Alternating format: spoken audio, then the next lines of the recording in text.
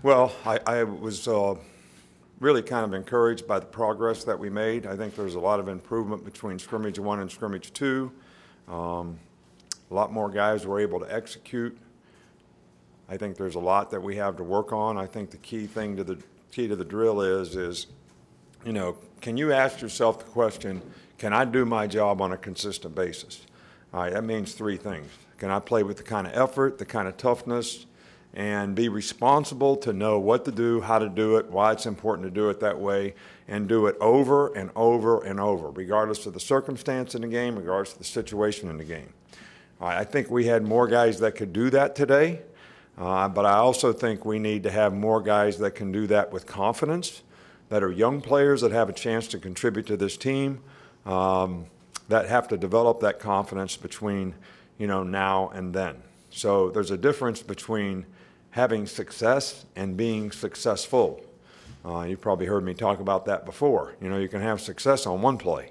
You know, to be successful, you have to have success on play after play after play over a long period of time, and that is what makes you a consistent performer and a successful player. So that's what we need to be focused on. That's what we really need to try to do. And every player has to look at, all right, can I do that?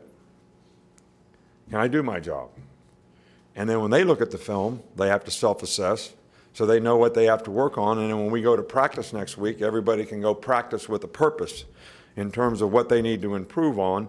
So we put ourselves in the best position to be able to play our best that we can in the first game, you know, against a very good team. That's the key to the drill. So, you know, one of the things that was a little discouraging today, we moved the ball early in the scrimmage a couple times offensively, stalled in the red area, turned the ball over in the red area. So those are not the kind of things. We got to be able to finish drives, and score points. And I think that's something that we had a rain delay today, but I was really kind of, you know, it was 22 minutes. We stayed out there in the rain, then we got some lightning, so we had to go in, and it was 22 minutes. But I'm saying that's just like halftime. So let's see how we go out and play in the second half. And I actually thought the energy was a little bit better when we went out there than, you know, when we left. So, you know, a lot of good things that are encouraging today.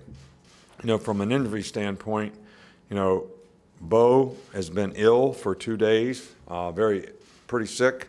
Not even, I'm talking about ill enough to be in bed. You know, we don't think this is a serious illness or anything like that, but it is something that we didn't think it would be good for him not to be in a position where he could be resting. Josh Jacobs, we talked about that before, did not scrimmage because of his injury. I do not know, he's still day-to-day as to when he'll be able to come back and when he'll be able to start working. You know, again, Donnie Lee, who has been a very productive, good team player for us as a receiver, got a knee injury today. We'll have to confirm the seriousness of that with an MRI, but that's about it from an injury standpoint. So we're on the left with Cecil. Coach, you talked during the week about wanting to make it more game-like, advance that from the first scrimmage to the second. How was the communication offensively? How did that work today? Well, also, it was good. You know, I had a headset on, and you know, we're very decisive about what we're doing. I think we play better tempo-wise offensively when we go fast, which may be a good thing for us, and we did both today. But the organization, the communication was good. We didn't have issues, didn't have problems. We didn't have delay of game, substitution penalties. We didn't have any of those issues. And did you keep the sideline the same? Is Coach Dable up or down? Yeah, Coach Dable was on the sidelines. We had press box organization today. The coaches that are going to be in the press box were in the press box. The ones that could be on the phone and talk, the ones that couldn't talk, the ones that were doing administrative work, same people will be on the sidelines. Worked the special teams, you know, substitutions just like a game. So it was much more game-like for probably the first, I'm going to say, 60 plays of the scrimmage, you know, back and forth, which is, you know, pretty close to 30 plays with each team. And then we did some situational stuff, good against good. was wondering what you saw from the special teams today, and was it an improvement from the first scrimmage? Yeah, we were much better. I mean, J.K. made a 51-yard field goal. I thought, Joseph, I think, kicked 2 field goals, made 1, missed 1. I think we made the rest. What's that? Andy was 3 for 3. And we kicked a couple of them now when it was pouring down the rain. And I thought it was really a good sort of situation for us to have to play in. We've had some wet ball practice this fall because we've had quite a few rainy days, but it certainly paid off. When I was at LSU, we played a game against Oregon State, the first game of the season. I mean, it rained as hard as you've ever seen it rain for the whole game. And I think we won the game by 1 point. So there may be a circumstance and a situation, like we had today. Missouri a few years ago. I had to sit in the locker room for 45 minutes or an hour and come back out and play a game. So none of these experiences are bad. They're all good for players to learn how to respond to. Just wondered how the progress you've seen from the 2 backup quarterbacks since they've come in the spring. Where are they now compared to where they were then? Well, I think that Tua has really progressed nicely. He had a good day today. Probably had a few more opportunities. Made a couple explosive plays. And he's making very, very good progress. And I think Mac is doing the same.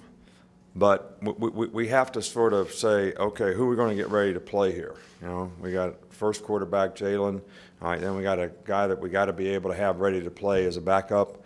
All right, and then we got to bring Mac along the best we can. And he's made good progress, and he got some opportunities today and didn't do a bad job. Coach, just a little off the subject, but on Monday we've got the solar eclipse. Are there any special precautions you have to take with the team, considering the eye damage possibilities or that you have thought about? We'll set it up so if the players want to go out there and get some sunglasses and look at it, I guess they can. That's not something that I'm really that focused on right now. I watch the Weather Channel every day. They're already saying what it's going to look like in every city in America, so what's going to be significant? Just watch the Weather Channel. You see what's going to be like in Portland, Oregon. It's Clayton, Georgia is the #1 place in the country to have 100%. There are all kind of people there. My house will probably be the only empty house on the whole lake.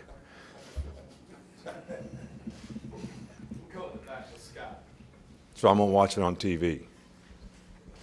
Maybe we should have a team meeting about how we're going to do this. I haven't thought of that yet. I think it'll happen before we go to practice anyway, Coach. Excuse me? It should happen before we go to practice anyway. In the back of the Hey, Nick, I know every practice is important, every scrimmage is important, but on second ones, can you allow that it's just the importance of it when you've got one under your belt, you got another one left, you're still in the grind of middle of fall practice? Well, look, I think every day as a coach, you want to see the players execute well. That's the #1 thing you're looking for.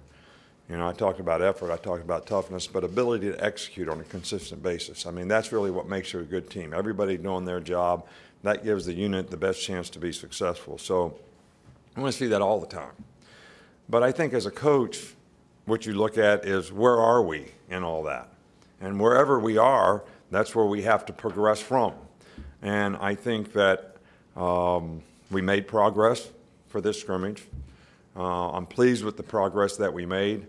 Are we where I'd love for us to be, to say that I think we're like the identity of this team, regardless of what anybody says, anybody ranks you or rakes you, and we certainly appreciate the fact that people acknowledge, the program here. But this team's identity is based on what they do moving forward in the games that they have in the future.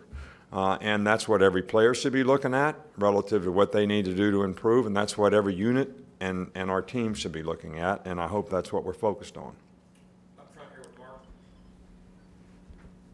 You talked about the pass rush this week. How do you see them improve out there today?